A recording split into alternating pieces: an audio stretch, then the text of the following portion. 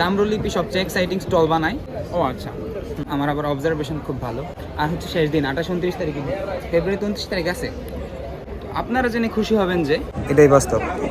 আমরা এখন আছি অমর একুশে বইমেলা 2025। আজকে মেলার দ্বিতীয় দিন, ফেব্রুয়ারি 2 তারিখ প্রবাবলি, আমি জানি না। ও হ্যাঁ, তাই হওয়ার কথা। তো হচ্ছে গেট দিয়ে ঢোকার সময় সবগুলো গেটই প্রবাবলি এক ধরনের কোশ্চেন করে। আমাকে যেটা করলো, গতকালকে আসছি, আপনার কাছে কি লাইটার আছে নাকি? আমি বললাম না। খুবই একটা অপ্রাসঙ্গিক কোশ্চেন, আমার কাছে কেন লাইটার থাকবে? জীবনে তামাকটা পর্যন্ত ছুঁয়ে দেখিনি, আমার কাছে লাইটার কেন থাকবে? তো এই হলো অবস্থা। মারবে নাকি জিজ্ঞেস করে না আবার। বইটার নাম হচ্ছে ঢাকাই রন্ধনশৈলী। আমি আমার মাস্টার্সে দুইটা রিসার্চের মধ্যে একটা রিসার্চের টপিক হচ্ছে traditional food and cuisine of old Dhaka. So এটার সাথে আমার টপিকের কিছুটা মিল খুঁজে পাই এবং আমি বইটা মোটামুটি প্রায় পুরোটাই ছবি তুলে নিছি। এখনও কেউ হচ্ছে আমাকে গালাগালি করে নাই, এখানে আপু আছে, আমাকে পারমিশন দিয়ে দিছে। আমি ক্লাস 6-এ একবার এই কাজ করছিলাম। আমার স্কুলের সামনে ছোটো ছোটো বই বিক্রি করতো, 20-25 পেজ, 40 পেজের, 10 টাকা 20 টাকা করে। ছোটোবেলায় আমি সেম কাজ করছিলাম। টিফিন টাইমে 15 মিনিটে আমি একটা বই পড়ে তারপরে ক্লাসে ঢুকে যেতাম। এটা হচ্ছে বিশ্ব সাহিত্য কেন্দ্রের স্টল। নর্মালি হচ্ছে তাম্রলিপি সবচেয়ে এক্সাইটিং স্টল বানায় পুরো মেলার মধ্যে, তাক লাগিয়ে দেয়।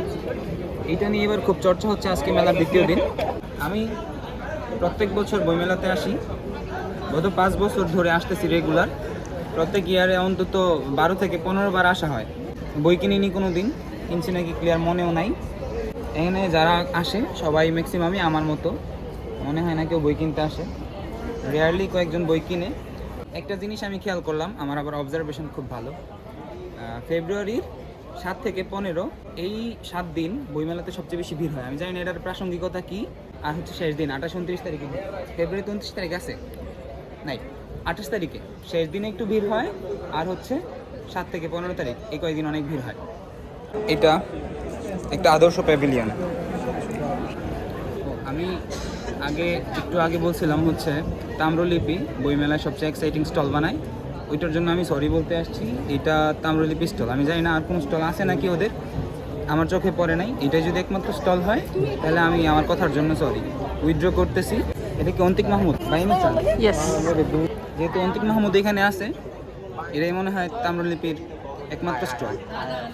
এটা হচ্ছে কাফি ভাই, অনেক ভিড়, তার অনেক ফ্যান ফলোয়ার, কিন্তু ও আমাকে চিনে না।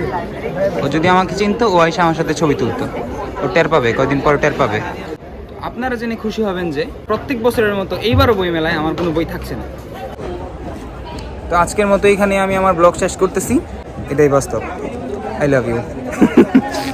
বইমেলায় গিয়ে ভুট্টা খেলাম, কেমন হলো বন্ধুরা? জানাতে পারবো।